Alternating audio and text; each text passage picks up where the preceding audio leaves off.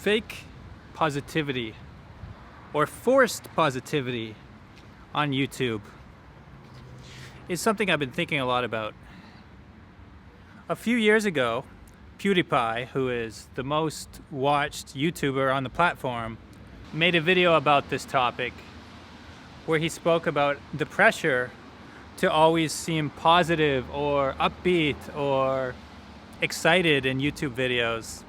Another YouTuber who I have a lot of respect for, Casey Neistat, made a similar video, and he talked about in this video called I'm Not Happy how there's pressure to put on an act, to put on a face for the camera. And I've been thinking a lot about this topic, in particular now as we're living through 2020, which is, I think it's safe to say, it's a very negative year for many or most of us.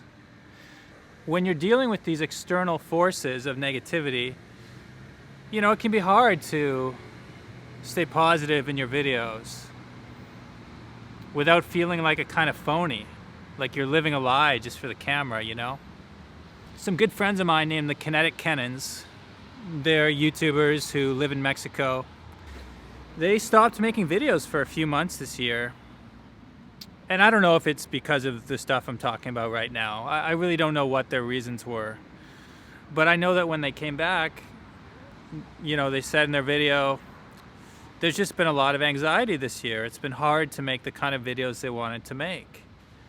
And the irony is, I noticed in the comments that after they did that, people were saying, listen, you don't need to be happy all the time. We just want to hear from you guys. Just be honest, you know. So the irony is, YouTubers feel the need to be positive. But then if you do step back and have some honest talk, some real talk, I think people really appreciate that, because sometimes it's so absent from our lives. I mean, we even hear that from positive thinkers, like you just need to think positive and all your problems will go away. Like, we're constantly drilled with that idea. Whereas sometimes maybe it's some negative truth that is actually needed to progress in your life. That's a bit of a tangent, but I want to connect this to the type of videos that I make. Usually I make travel videos. Sometimes I'll go to a city and I'll be making a video about that city, and the city will be great, but maybe I'm just having a lousy day. Like maybe my hotel reservation was messed up, so I had to wait around for 2 hours, or I've got some family problem, or you know, any one of the number of things that could be happening that I don't necessarily want to get into in a YouTube video. But I need to like push that all down and just kind of like be the same happy Dan walking around the city having fun. Or you can be truthful about it and talk about the hotel reservation and how that was a bummer because there were things you wanted to do that night that you didn't have time to do. But then you can give off the wrong vibe to the audience because they don't necessarily want to hear this guy complaining about some trivial matter.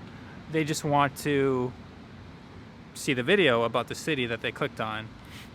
When something like 2020 hits, and we're all dealing with this pandemic, and we're all kind of anxious and worried about our family, about our friends, about our future.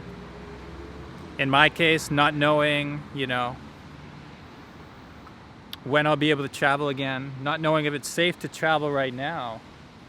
You know, it gets stressful, and I don't particularly want to turn my channel into just sharing that kind of talk all the time, because I think we have enough negativity in our lives this year that me talking about my stresses can just kind of amplify that feeling and lead to more anxiety in other people. But on the other hand, as a social media person or whatever, you don't want to just disappear. You want to, you know, share something. So I think this debate of positivity versus negativity is more relevant than ever before in 2020. It's something I think about a lot. And I think it's something you should think about in your life as well. Do you ever feel the pressure to be positive even if you don't feel that way? When you're feeling something real inside, like something is going on in your life, do you share it? Or do you try to put on a happy face and you guys know the fake smile that you see a lot on YouTube, right? And I'm not saying I've never been guilty of it. Like, there are times when I'm in a good mood, you know, I like to joke around more with the camera. I like to, you know, the video just comes out better, I think. But in a year like 2020, you can have a lot of bad days. And it can be hard to make uplifting content when you're having days like that. Myself, I do think it's important to be honest, because that's like the superpower of YouTube. That's where YouTube really excels, because in a world that is just feeding us a lot of fake positivity and a lot of like advertising that like, buy this product, it will make you happy. You know, like, YouTubers, you can just turn on the camera and just start talking and be honest. You can just talk.